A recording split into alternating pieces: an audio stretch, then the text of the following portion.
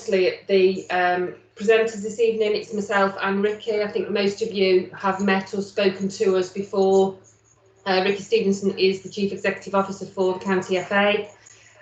He is also the Senior Safeguarding Lead, hence obviously his role here tonight. And most of you I think know me as the Safeguarding Officer.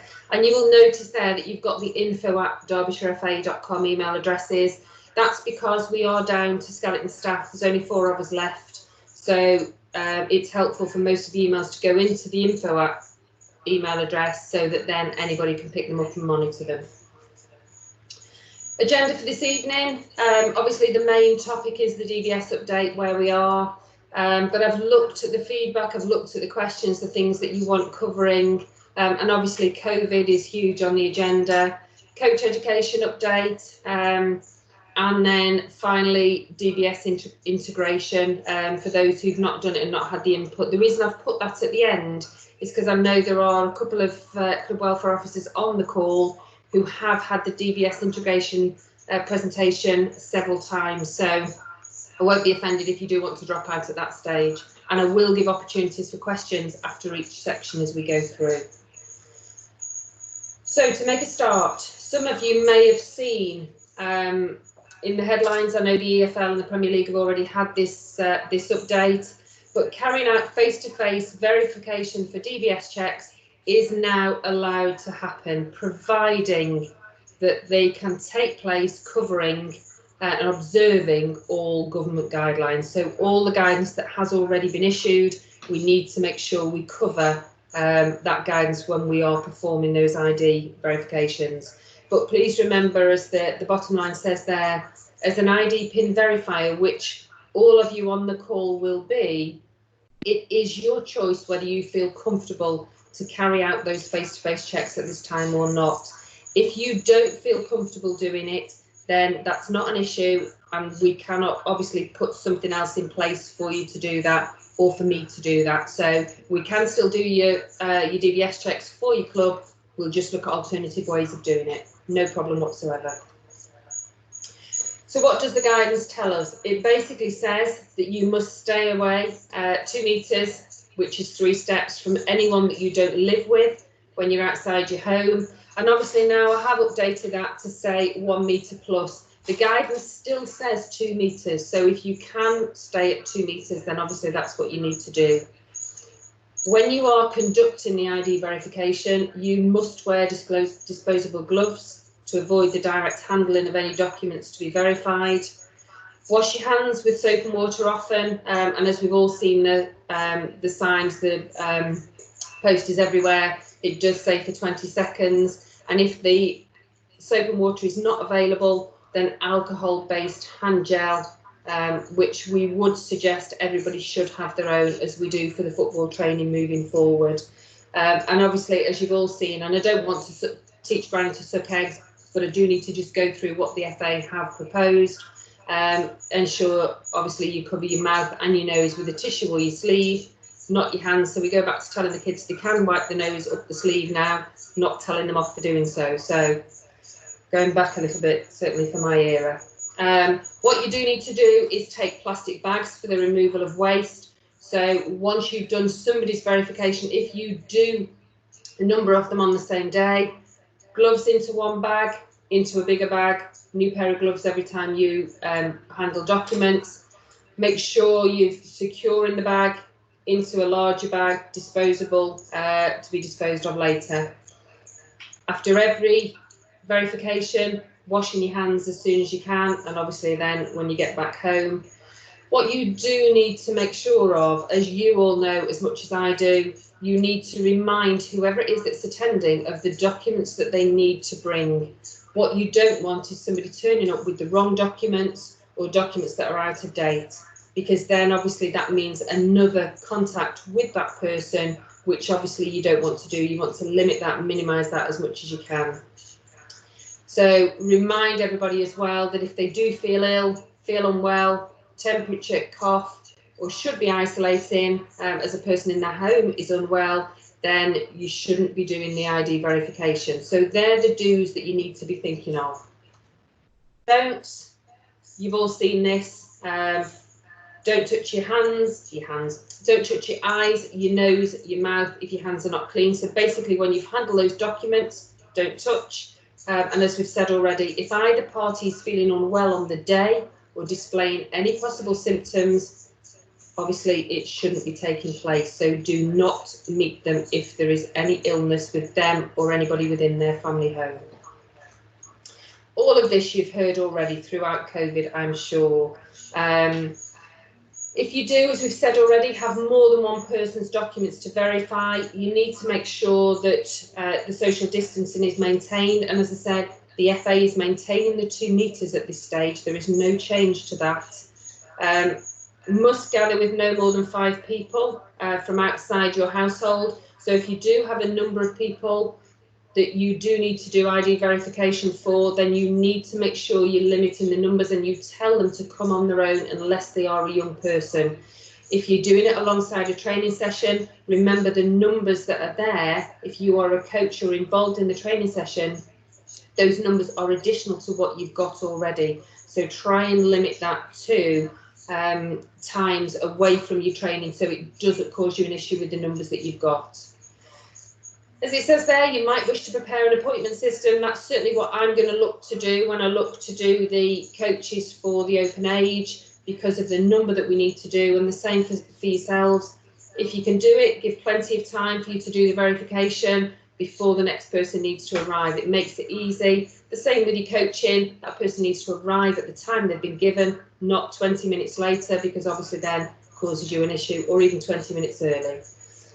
Under 18s must be done with a parent or trusted adult who also follows the government guidelines. They will be quite rare for you as club welfare officers because there are not that many 16 or 17-year-old coaches, so you won't get that many of those. The bulk of those are in our ref category, so you won't see too many of those under 18s. All okay so far? Any questions? All happy? Nothing in the chat, Jen. No hands raised. Okay. But we've got a question. Okay. Got hand raised. Eric, unmute yourself. I do question why we're unable to verify by using technology and saving travelling, making it greener, saving handling documents. The documents, we can remind them at the time that they'll have them to hand. If they've got the wrong ones in the hand, they'll be in their household and they'll be able to get the right ones, and there won't be those errors. I do wonder why we're not allowing us to step forward and learn from the COVID issues to use technology for the better of all, really.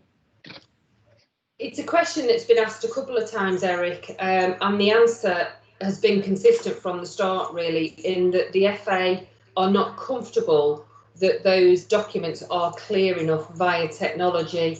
And I think the bottom line is, whilst it was introduced by the GB group for statutory agencies at the start, so anybody who was a key worker could do it via a video link or Teams, you know, such as this, Zoom meeting. However, before they met with anybody under the age of 18, those documents had to be seen by somebody face to face. So whilst it was an initial for statutory agencies, the backup was still a face to face, so it still had to be done. So even you know, the government wouldn't allow it for our key workers. So the FA were never going to go down that route. The other thing is, if you do it via technology, and I've had lots that have been sent to me, they can be adapted, they can be tampered with. So the FA just won't sway on that at all, any more than the government will, because the government are not allowing that either. I appreciate what you're saying, Jenny, and I know your hands are tied. I do think it's an opportunity missed, because if we can have caveats to say if we're uncomfortable that we revert to actual documentation being delivered. Living in a rural environment like I do, people are having to either travel. I'm a key worker currently, and if I have to travel, you know, I'm putting myself at risk, and I'm of an age where I'm at risk. Whereas a non-face-to-face issue, I can carry on doing my job wholeheartedly. I can go and visit the grounds and keep my distance, and I don't have to touch any documents. So it just, if you get the opportunity to try and promote this again, please do. That's all I'm going to say. Yeah, I will do. I think had they allowed it for statutory agencies just as the video identification, then we may have had a foot in the door. But I think we will struggle because they even said the face-to-face with them as well. But I will certainly raise it again. You know, next week we do have contact with the FA, which we do on a regular basis. So yeah, I will raise it again. Yes, thank you very much. I just, given what the government have suggested in terms of employing technology to better our situation nationally, I think it's an opportunity missed if we don't do it now. I think in a couple of months' time, if it all settles down a little bit, we'll stay where we are and we'll miss it. Yeah, and fingers crossed it'll settle down in that couple of months. And we'll all be back to some form of normality. But I will certainly raise it, Eric. Definitely. Thanks very much. Okay. Any other questions? No? Nothing in the chat or hands raised at the moment, Jen. Okay, I'll carry on. So, venue consideration. Oh, sorry? So it's just a statement. Someone completely agreeing with what Eric says. It makes no sense to not able use technology to present ID. I think you've covered that, Jen. It's just backing up the question made by Eric. Yeah, okay, thank you. And I don't disagree, but we are where we are, I think, at the minute. So, okay, so venue considerations. Clearly, when we had the update on Monday, households didn't change in so much as you can just go and visit anyone. Obviously, you can now visit one household, but certainly for ID verification, that's not something that we can do currently. So ID verification cannot be done in someone else's home or your own. So don't invite anybody to your house to do so. If you want to set up a table on the end of your drive, depending on where everybody lives, that's completely different, but don't invite them inside. So some of the things that you can consider, if you have got a club venue, have you got a car parking space that's adequate? Obviously, when the weather's like this, ideal. I think for me, it will be a table at the back of my car wherever I'm going, because I think that's the only way I'm going to be able to do it. Think about suitable outdoor spaces around the pitches, wherever you are. But again, as I've said, be careful you don't impinge on the numbers that are already there. One county FA have already had the police out to one team because of numbers on the pitch. So do be careful with your numbers. Is there an outdoor social area? Have you got a social club that you use normally? Are the tables outside that you can use, that you can safely use one table for the documents while you sit on the other? To actually cross over and keep the social distancing. Again, as we've said already, set up appointment slots, think about booking them in for specific time slots, marking out safe distancing. And I think there you just need to think about, not thinking about actually with your chalk, making your boxes, but thinking about setting yourself up where you've got the social distancing distances to make sure that you're compliant with what you need to be. If you feel more comfortable, have another official present, but bear in mind if somebody does turn up with half the family, then obviously that's your numbers that you need to consider. So if you do feel more comfortable, you can have somebody with you, but just consider what that might mean for two of you trying to maintain that social distance with somebody. And above all, what the FA will say is that you must make sure you can operate within the government guidance regarding the health, social distancing and hygiene. It maintains at 2 metres with good hygiene practices in place, equipment that's disinfected regularly. So think about that. Can you disinfect anything that people might touch? Do you need to think about poly pockets that you can then just throw away if you're not being able to clean the table? But just think about how you're actually going to manage that with where you are. What you don't want is obviously anybody who's symptomatic, because you don't want to be exposed any more than you want to expose others to the virus, and obviously different people then taking that virus home with them. How do you minimise the risks? Check with the venue. For most of you, you will know the venue that you go into if it's linked to your football club.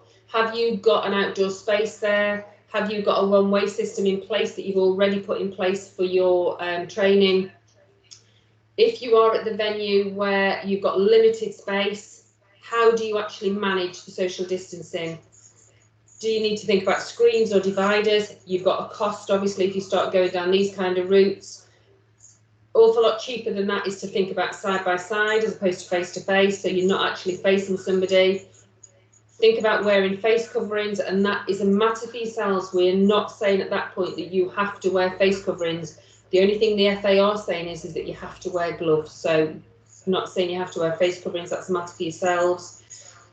Asking applicants to place the documents on the surface with the information face up.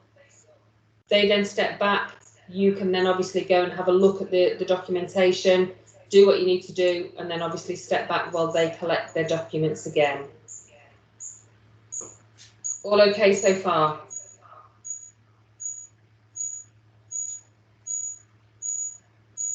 Yeah. Sorry, Jen. Yeah, we've just got another comment agreeing about what was said earlier by Eric, that someone's actually done 3 checks so far this week on an appointment basis, and it's been fine. Yeah. Okay. As we said already, disposable gloves, good hand hygiene. I'm not going to read through all those again because we've already gone through those, but thinking about, you can't wash with hand soap, make sure you take the alcohol-based hand gel with you, and tell whoever it is that you're meeting to bring theirs, so you haven't got the cross-contamination there, both using the same bottle. Think about when you're handling the documents again, as we said already, think about what your surface is like.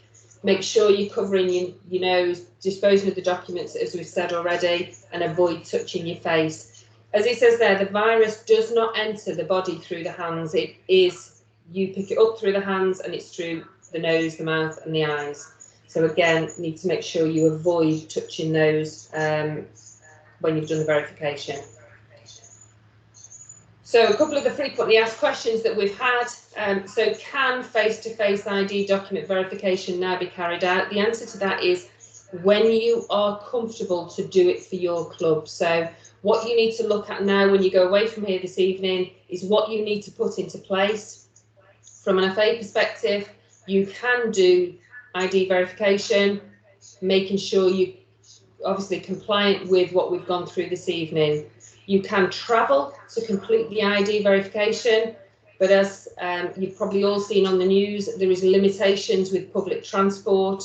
What we don't want is, obviously, as Eric says, people travelling huge distances to do that. If you have got people that are some distance away, we've got one at the moment that's in Scotland, so clearly Ricky's not going to allow me to traipse up to Scotland to do an ID verification, although I did try.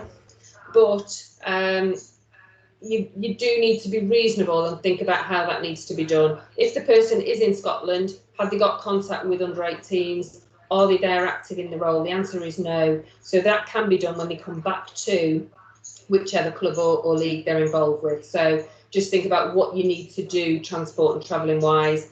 If it's some distance, are they looking to train with somebody else in a couple of weeks' time? Meet them at the venue if that's easier for all of you.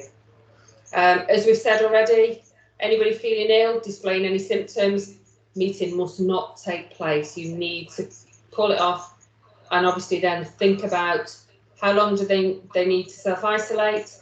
Do you need NHS advice as to how long that needs to be before you yourselves are safe to undertake that visit again? Is it safe to handle other people's documentation? The answer to that is yes, and what the World Health Organization will say is that it lasts on paper and cardboard for less than 24 hours. So the risk of contaminating via anything like that, commercial goods, post, anything at all, is very, very low. But obviously, with the safeguards in place, it makes it even lower. And as we've covered already, verification has to be face-to-face. The FA will not sway any more than the government will. So we are where we are with that, but I do take the points that have been made, and I will raise that again when we do have contact with the FA. Any other questions so far? Anything anybody wants to raise on what we've covered so far? Give it a second. There's nothing in the chat, Jen. Don't see any hands raised. I'd move on, Jen. Okay, last slide on DBSs then. Those DBS checks that have gone on the system that were due to expire between the 1st of March and the 1st of October that received an extension for 12 months will remain. So that time limit, even though we can now in June do DBS checks, that won't be removed from any of those. So that will remain until obviously the extension date. No affiliations, however, can now be processed if volunteers do not have a DBS check. So this week we have sent back a number of affiliations because we haven't got all DBS check volunteers on there. So there's no mad rush with your affiliation because obviously we haven't got a date for grassroots football starting up again. There is time for us to obviously process them, but you will need to have DBS checked volunteers on your affiliation for it to go through. And as it says there, no volunteers will be permitted to carry out regulated activity with under 18s until they have their DBS check. So any of your new coaches, any of your new club welfare officers, any of your new officials will not be able to do any of that role face-to-face regulated until that DBS check has come back. All okay.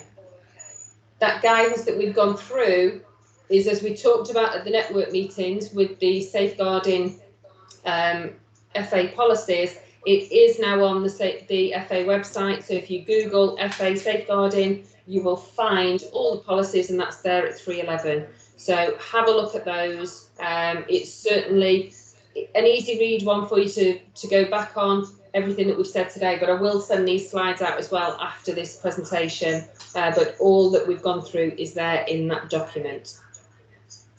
Any questions before we move on from DBSs?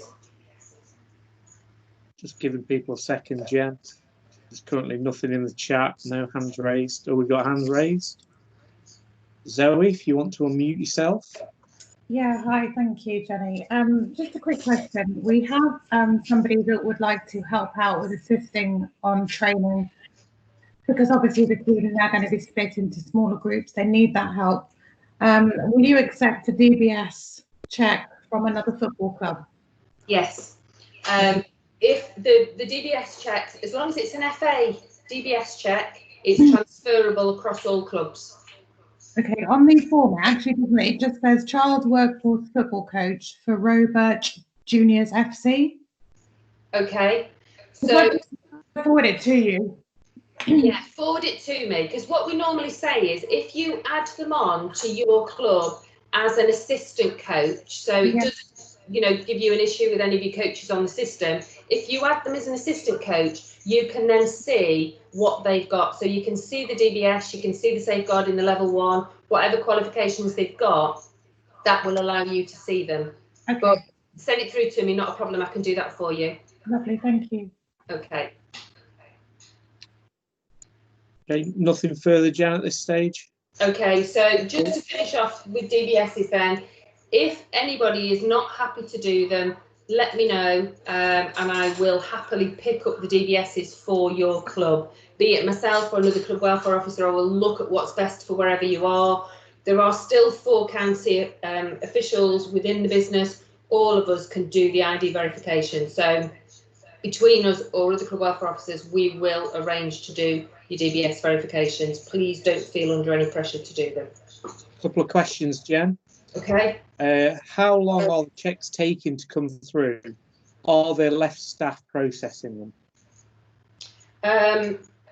There are less staff, but not considerably. Certainly I've still been quite involved with FA checks while I've been working from home. The same time that we were left the office and were told we had to work from home, GB Disclosures Group did as well. So they've still got the bulk of their staff working from home, and they will boost those numbers now with furloughed staff if they need to. So certainly not being told there's any delay. What I will say is that from a county FA perspective, there are only, out of 51 county FAs, there are only 15 DSOs left across the county FAs. So all others, 35 plus, have been furloughed.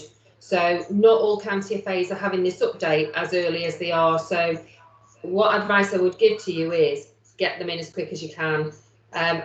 the whole idea behind the whole game system is that they will be done quicker. So it shouldn't take long. But as for timescales, I don't know because we haven't done any yet. But I don't expect them to be delayed. And next question, Jen. Is this new where DBSs are transferable across clubs? No. As long as it's an FA DBS, that's always been allowed across clubs. I think what's the advice has never been given before to add them as an assistant coach. So if you add them as an assistant coach, you can see that they've got an in-date DBS, and that's the easiest way to do it when you've got somebody's fan number. Because if you just take somebody on face value, you don't know who they are, you've got no idea whether they've got a DBS, but add them as a coach and you know exactly what they've got. And that, as far as I'm concerned, has always been allowed to happen. It's DBSs from other organisations, even statutory ones, that you can't transfer. But FA ones, as far as I'm aware, have always been transferable.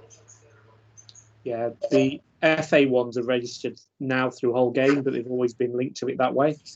So, which is why it has to be under the umbrella body of the FA through GBG to be done. If it's done through another agency and not transferable, it then wouldn't be shown on the record. So obviously, as a welfare officer, if you're looking at coaches that may be joining, you should be able to see if they've got a fan number and it's registered. You should be able to see whether they've got something or not got something in place. That seems to be it for questions now, Jen.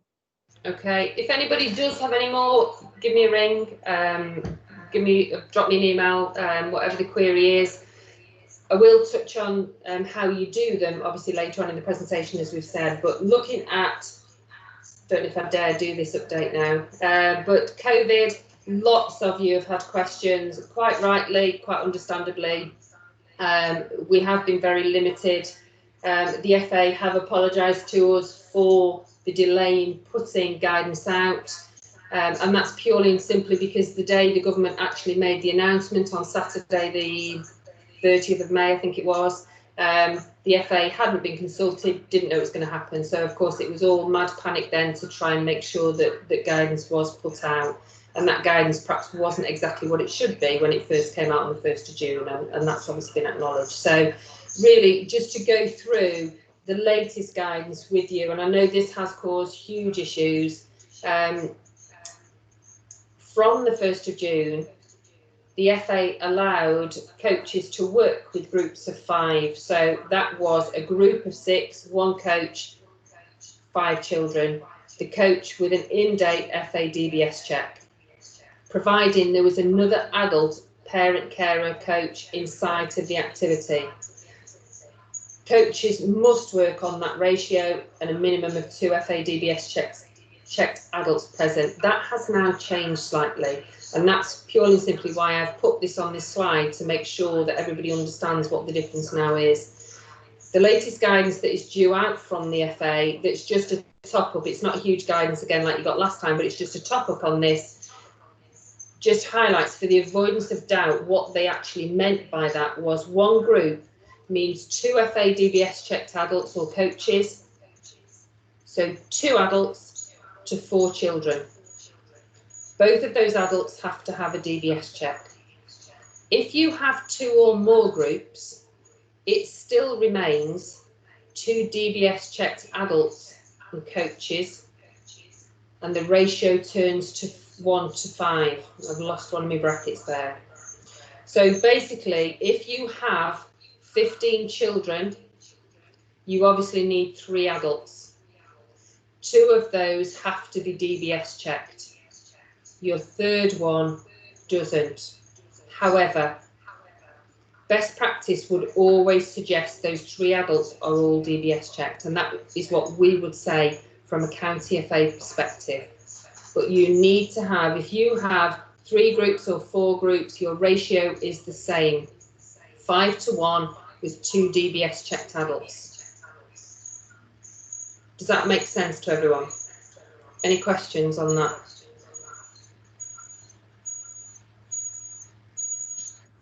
Nothing appearing as yet, Jen.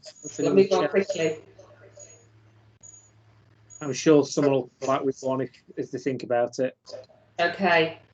So the other questions that we have been asked are around risk assessments, and this is something that certainly Ricky and I have fed back. We did ask for risk assessments, and obviously the latest guidance that came out on the 12th of June had a part of a risk assessment in, and what the FA will say is that you need to make sure you keep the risk assessments that you use normally and add to that risk assessment with the COVID bit in the documentation that they sent out. The bottom line from them is that no county FA, so as I put here, Derbyshire County FA cannot feasibly create a risk assessment template for all clubs because every one of your clubs is different. So for some of you in the likes of Eric's area, which is hugely geographic, rural, should I say, completely different to something in the centre of Derby, your risk assessment will be different. What you do need to think about, obviously, is what's proportionate to the activity that is taking place. So some of the points that we've been asked around are the masks.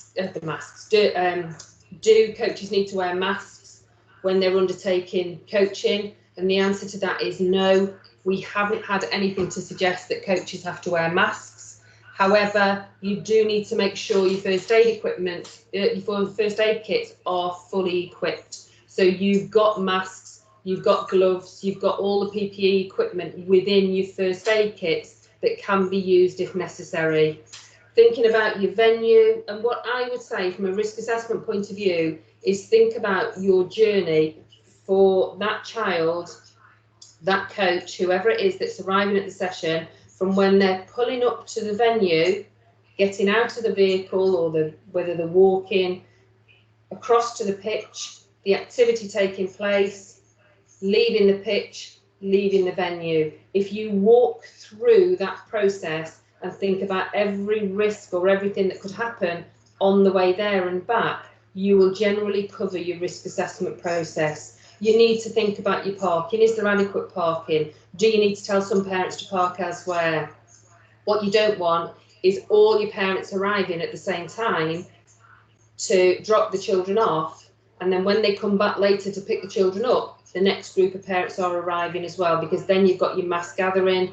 You need to think about then if your car park is big enough and allows one way in, one way out, to make sure that you are keeping as much distance as you can. People are in vehicles, but obviously the children are all coming out together. If you've got one session straight after the other, that's really an issue that you need to think about. Think about your allocated drop-off zone.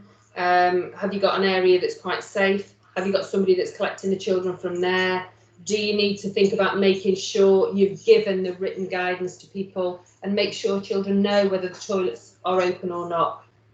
They come changed, ready to go, so that they don't need to get changed there. So all the little things when you're actually starting your session, put that in your risk assessment and you should cover every eventuality. Any questions on risk assessments at all?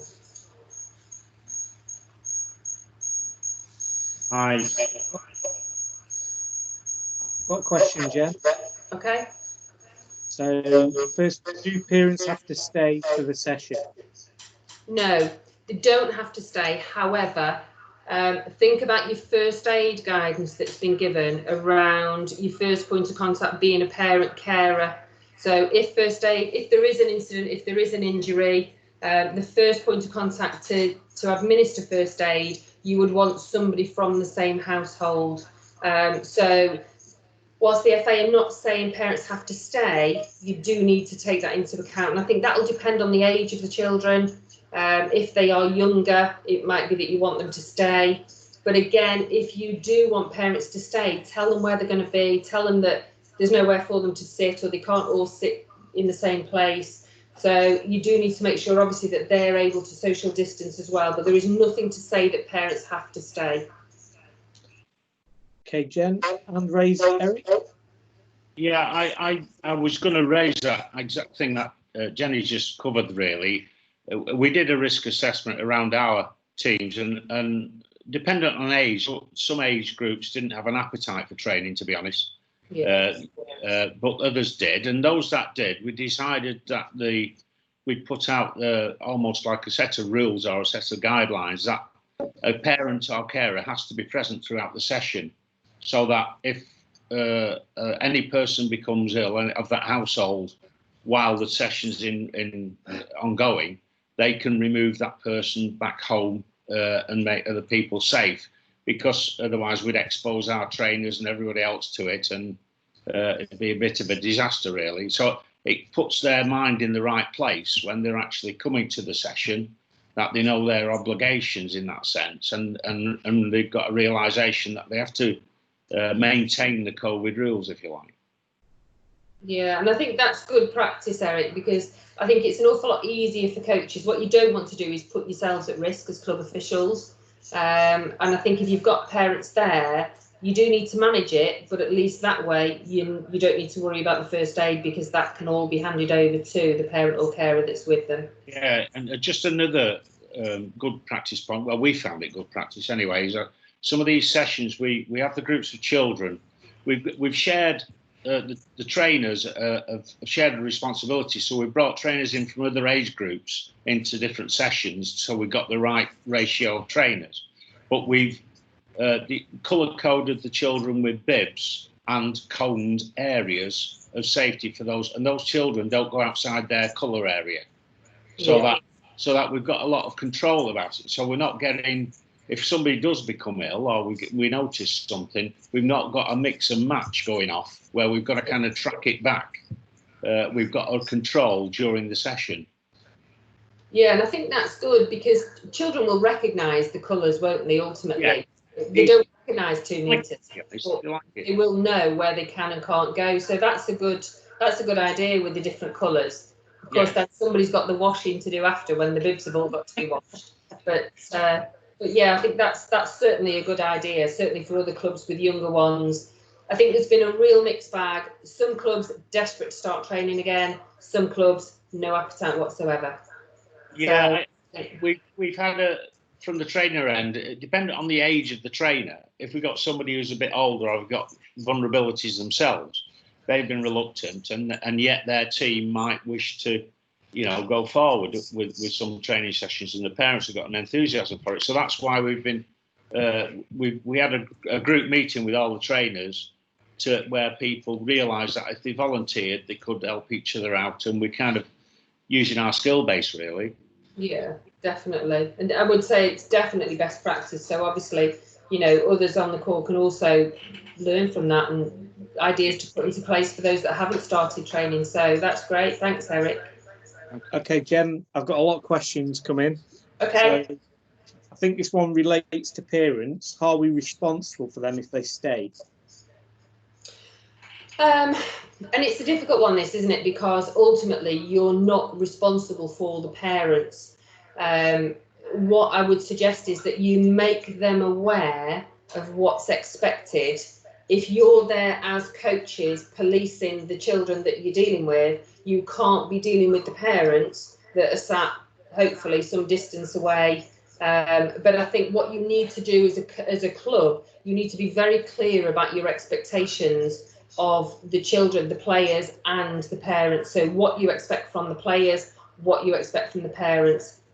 If they then want to go and sit on the car park and all sit together, then you actually can't do anything about that. And we've had quite a few, well, I say quite a few, we have quite a few every day, people ring in to report other clubs or other teams not social distancing, not following the government guidance. And whilst we are advising clubs, what we're also telling people to do is, if they're really unhappy and they really think there's a massive issue, they need to ring the police, because it's the police that have got the power to do something about the people not social distancing. So it's not for you to police. You need to think about the players that you are dealing with, not the parents, who are not your responsibility, as long as you've given them your expectations from the start.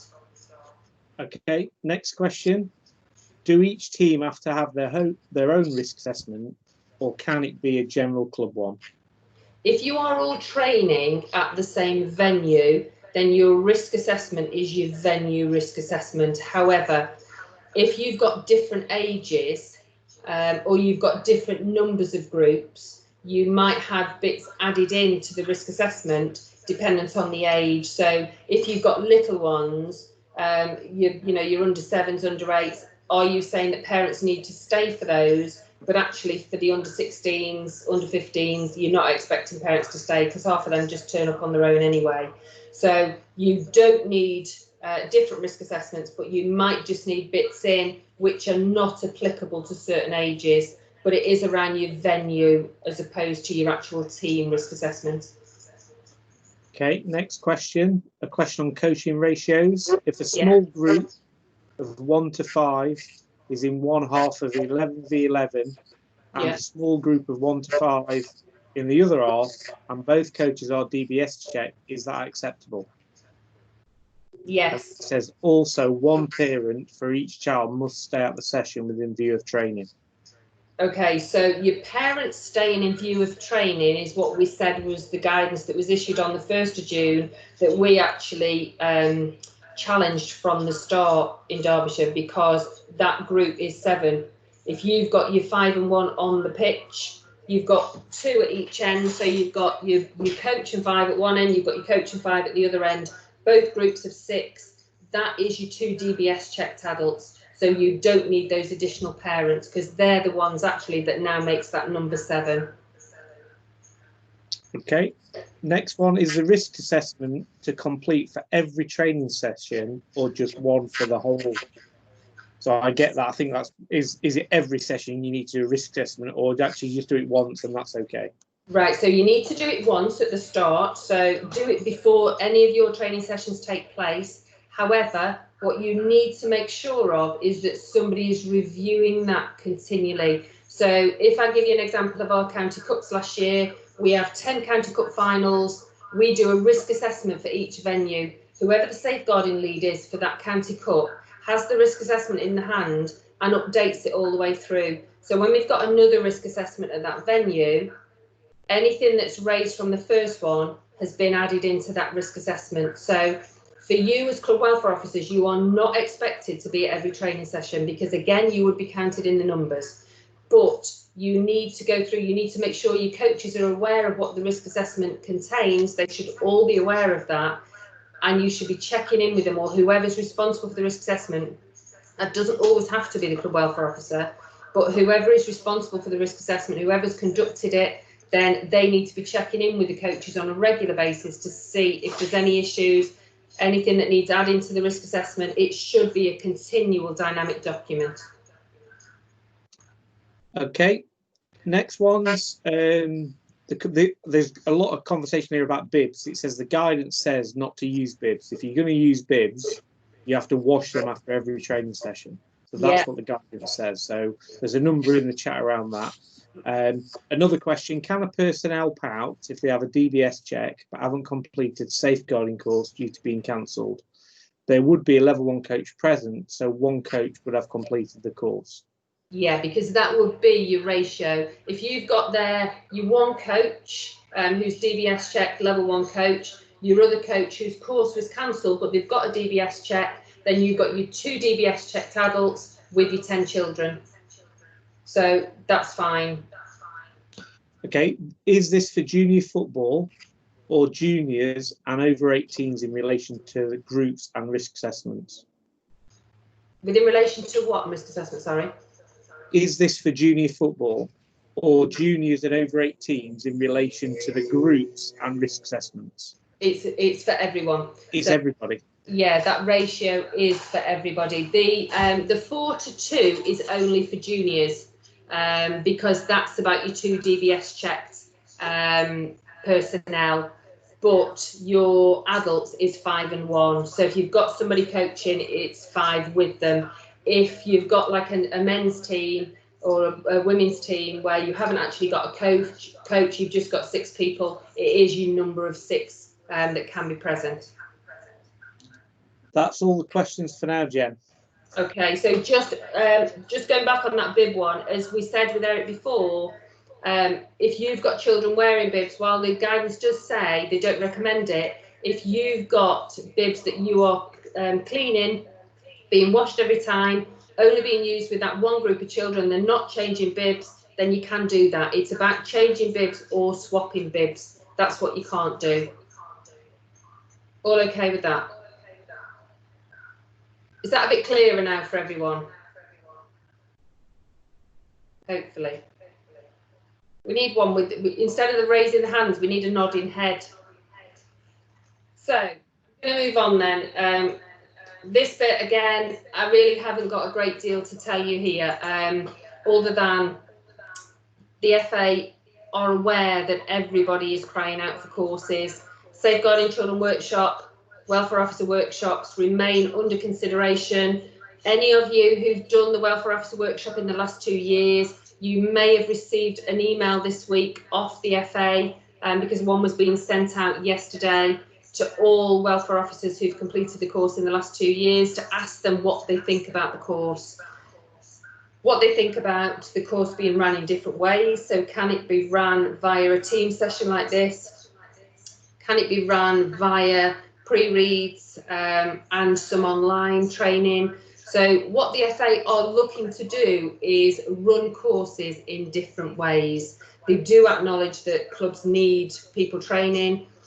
Obviously, the safeguarding workshop and the welfare officer workshop are an awful lot easier than a first aid or a level 1 course. I don't see the level 1 being ran online because I don't think that's possible, because you've got a practical element to it, the same with the first aid one. What has happened with the first aid is that anybody whose first aid certificate ran out between the beginning of COVID and obviously now, that's been extended until the 31st of July. We are expecting an update from FA Education early July, and we will then know what we're looking to for the next few months. So similar with DBSs, we do expect it to be extended again if those obviously can't be undertaken. So I know with the 2 safeguarding courses, they are looking at running those online, particularly the welfare officer workshop, and they're looking at that actually being run by DSOs as opposed to FA tutors who are not necessarily safeguarding tutors. So that, as I say, is something that the FA are looking at, and they do obviously know that clubs and leagues are struggling and need people training. Any questions on the FA Education side? Just one comment, Jen. Online training is the way forward.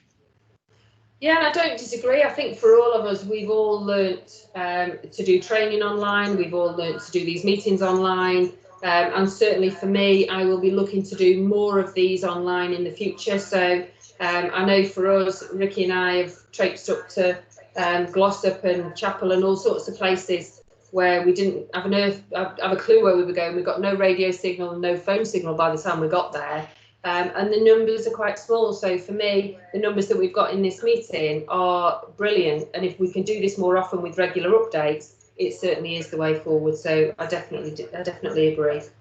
And another question, could the safeguarding not be done online for now for all new coaches and last just for a year, then do face-to-face 1 year later? Yeah, and I think that's something that has been considered. I think one of the issues with the safeguarding is that the FA have always wanted safeguarding to be done face-to-face, so we can check, obviously, people's understanding instead of just doing it online. We used to do it online in the police, and you could actually go through a program and somebody else could just tick the, click the mouse, so you actually didn't need to finish it yourself. And I think that's what the FA are conscious of, that people don't do that. But I think it is under consideration, and what they're saying is nothing is off the table. They will look at doing some kind of virtual training if we can't get classroom-based training back very soon. And who knows when that's going to be, because we've just got no timelines at the moment at all. But it is certainly being looked at.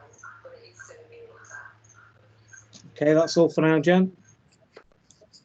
Okay, I'm going to go on and just touch on finally then Dbs integration. I won't worry if people drop off now, but this is just a fairly quick slide here just to go through.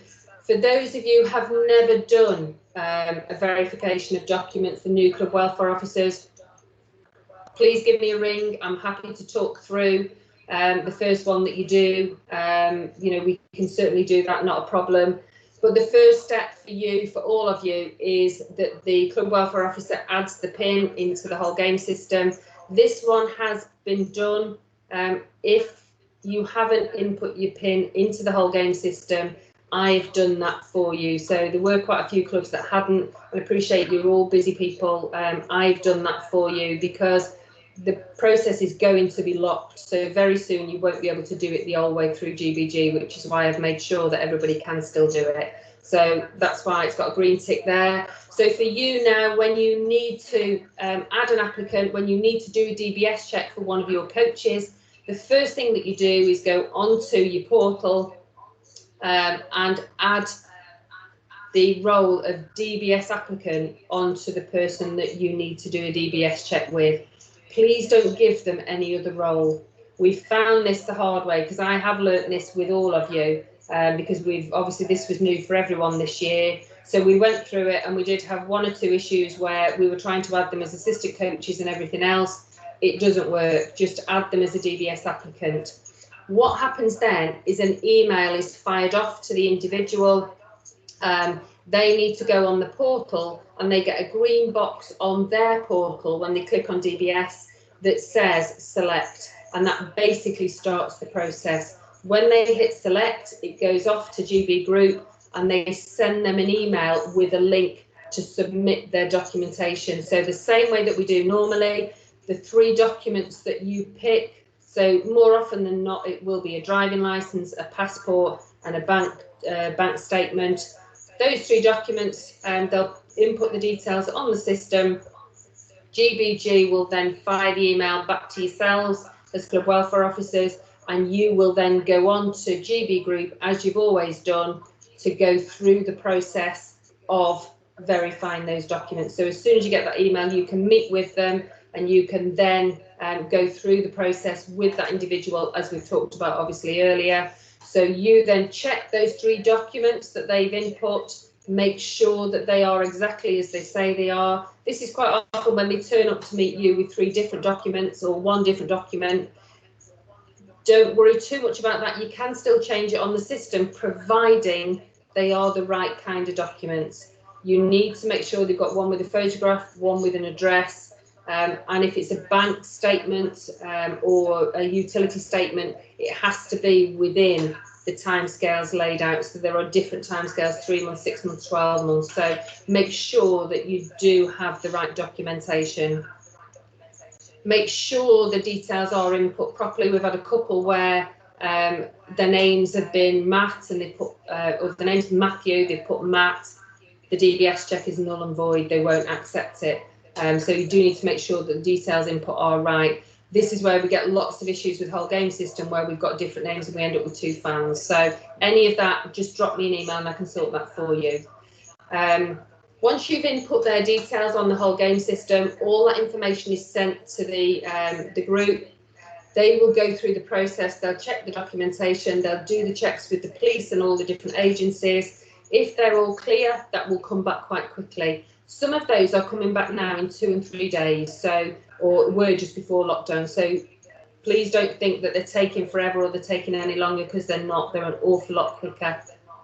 But if you've got somebody who has got content on their DBS, so they've been known to the police, and it might be intelligence, it could be a conviction, it could be a police caution, something has flagged on their DBS check, that takes an awful lot longer. And then you do have to bear with the different agencies, because the police can hold that for up to 90 days.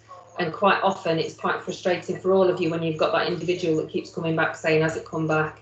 They can check it themselves now, so you don't get as much of that. When they go on the whole game system, you'll see that it's not uploaded.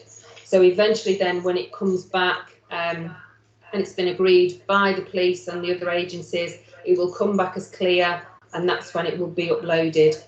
Just because it shows on GB Group as processed, please don't think it's already gone through, because until it shows on the whole game system, it's not complete. So even if it's still with the police, or there are checks going through the FA, then it will be, it won't be uploaded, should I say, on the whole game system until it has completely gone through. So sometimes you look at GB Group, think it's done, and it's not on the other one. the whole game system. So that's why there is a delay sometimes, because the systems don't always do it at the same time. Does that make sense? Has anybody got any questions? A couple of questions. I'm going to start with Dennis. He's got a hand raised. Got to unmute yourself, Dennis. Yeah, good evening. Just going back to the second line on that slide you got there, Jenny. Yeah. I just want, we obviously I've had to request on a number of occasions for you to resend the email link to the applicant. Can you tell me that, is that an isolated incident, or is that something that is that a bit of a bug in the system, and is that going to get better? Because obviously that puts an extra sort of step into the process. Yeah, it does, but I'll tell you what's happened with all of those, Dennis. All of those ones that you sent through to me, I've logged on as the individual. I think there's one or two that haven't been done that way, but the majority of the ones that you sent through to me, I've logged on as them and pressed that select button. So it's purely and simply that the coach or whoever it is that you're doing the DBS for hasn't gone onto their own portal and selected to do the DBS check. Right, so that's fine. That's what they've not done, but keep sending them through, and if that's what it is, I'll go on and do it, but I'll come back and tell you from now on that that's what's happened. But generally, that's what it is. That's brilliant. No, thank you for that. The one time there is an issue is if they haven't got an email address on the system. So if you've got any of your club officials, certainly now while we're going through the affiliation, we're sending lots of affiliations back where people haven't got email addresses on. The coaches as well as your main club officials. So if you've not got an email address on for all your officials, you will get your affiliation knocked back, because at this stage, when you try and do your DBS, if there is no email address, and I think that's what happened with a couple of yours, Dennis, where one of them didn't have an email address, so actually it just got lost. There's nowhere for it to go, and then we have to go to FAIT to actually cancel that one, restart the process again. So make sure they've got an email address, or else it can't go through. Okay, question. Thank you. Thanks, Dennis. Question in the chat, then I'll go to the hands raised. I have 3 checks pending on the old system. Can I do these the old way? Okay, so that depends on the dates. What I did at the start of lockdown was I cleared any checks from last year. There is a timescale. It's actually 6 months that they will sit on the system, but you need to check when it was started, because if they've uploaded certain documents, they might not any longer be valid, in which case you'll need to start it again. So check what dates, or drop me an email with them on, and I can check them for you as to when they've gone through, because as we've started and as we've gone past the 6 months, I've withdrawn them all on the system. So if it's less than 6 months, it should be okay, but check your documents on those. Okay, so hands raised now, so I'm going to Martin first. Evening. I've still got a DBS that's showing that needs renewing in April. I think we spoke before, and you guys said that the system would automatically update and give you your 12 months extension. Is this still the case, or do we have to request it? No, it should have been updated, Martin. If you drop me an email, did you send me an email with it on?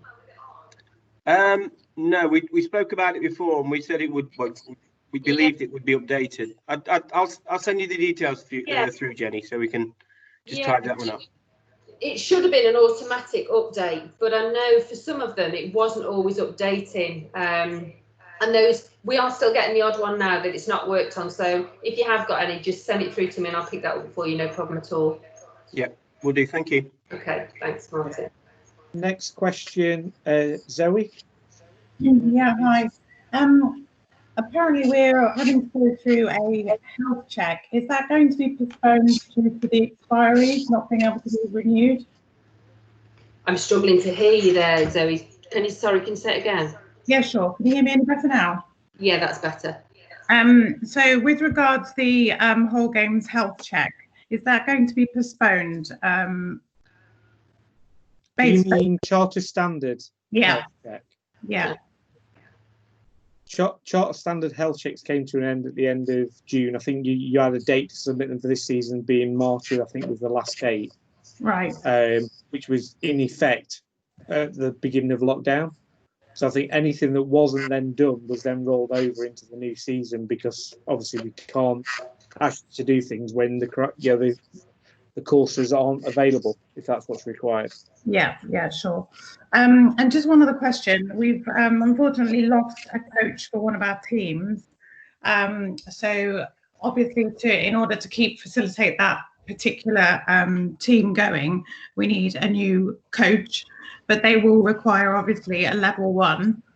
I guess 2 questions. Do you any idea when these courses might recommence? And then the second question is, in the meantime, can another coach from another team facilitate? In answer to your first question, we've no idea. We really don't know until we get this update from FA Education in July. We don't know, but we certainly don't expect it to be in the next couple of months, if we're being perfectly honest. I think if you look at your other coaches, if you've got a coach with another team who's fully qualified, then no problem whatsoever with them taking on another team. There is a limit, and they can only take 4 teams. They can only be on the system to run 4 teams. But your DBS is your main one at the minute, to make sure that obviously now we can process DBSs. So if you make sure that they have got a DBS check, and then obviously they can undertake the level 1 as and when the new courses start. Lovely, thank you. Okay. There's nothing else in the chat or on the hands raised, Jen. Okay, that's it from me, folks, unless anybody has any more questions. What I would say to you, as I've said already, please don't feel under any pressure to undertake DBS checks. If you've got issues with COVID, different questions, we've had social bubble questions and all sorts this week. I know more about social bubbles than I thought was possible to know. But anything at all, anything out of the ordinary, anything we've not discussed tonight, please feel free to drop me an email. And if you're not sure about how you're conducting your DBS checks, again, let me know. I will send these slides out, and as I've said, that the information from the FA is already on their website. So have a look at that, make sure you're comfortable. Your DBS checks can be started as and when you are comfortable to start them. We've got a hand raised, Ross. Yeah, just with respect to the DBS checks and sorting them, we're obviously a new club and waiting to do the child welfare officer course, which means we haven't got a group in. I'm assuming you get that once you've done the course. Yeah. So would we be able to contact yourself, Jenny, to help us get our volunteers DBS check? Yeah, of course. I think for those who are new clubs, obviously there will need to be some support, which I'm more than happy to do, Ross. So any DBS checks that you need doing, just drop me an email, let me know how many you've got, where they live, where they are. Obviously they're all going to be in the same kind of area, so that's probably quite an easy one for me. But yeah, more than happy to do that for you. Okay, thanks. Okay, we have a question in the chat. I think I don't understand all of it. Could you please confirm the ratio numbers again, please? And the DBS checked onlooker. Okay, so if you have one group, your numbers are 4 to 2. Let me go back here. So the bottom 2 lines there. So one group, 4 to 2. 2 DBS checked adults with 4 children. If you have more than one group, that can be 2 groups, 3 groups, 4 groups, you still need 2 DBS checked adults. If you have 3 groups, you need 2 DBS checked adults, another adult with your 15 children, 20 children, 2 DBS checked adults, and 2 other volunteers. However, as I said before, best practice from our perspective would be that all 4 of those volunteers are DBS checked. You do only need one level 1 coach overseeing that session, but you do need to have, for us, those 4 DBS checked volunteers. Your problem with your non-DBS checked is if they attend the same sessions and you use the same parents every week, they are then in regulated activity because they are involved with children more than 3 times a month. So you need to then get a DBS check on those adults. If you pick different parents every week, then that to me would be a safeguarding issue, because you don't know who those parents are. You don't know whether or not they've got any interest in football. And when you've got one parent who's responsible for that group, it would normally be those parents that want to be assistant coaches, want to be coaches, have got an interest in football. Otherwise, you could end up with me rocking up who knows nothing about football and teaching them netball skills as opposed to football skills. So you do need to think very carefully about who they are. My advice to you with that would be, if you've got one group, you've got 2 DBS checked adults, you've got 4 children. If you've got more, you've got 1 DBS checked adult and 5 children in every group. That's the easiest way for me to remember it. DBS checked all your adults. Does that make sense? Whoever asked that question. So, yeah, perfect. Jen? Okay. Any other questions in the chat? Nothing in the chat. No hands raised. Okay. So again, folks, I do thank you for your time. I do appreciate it's hot, sticky, and obviously you're giving up your own time to sit and listen to me drone on. But I hope it's been useful for you. I hope I've answered some of those questions.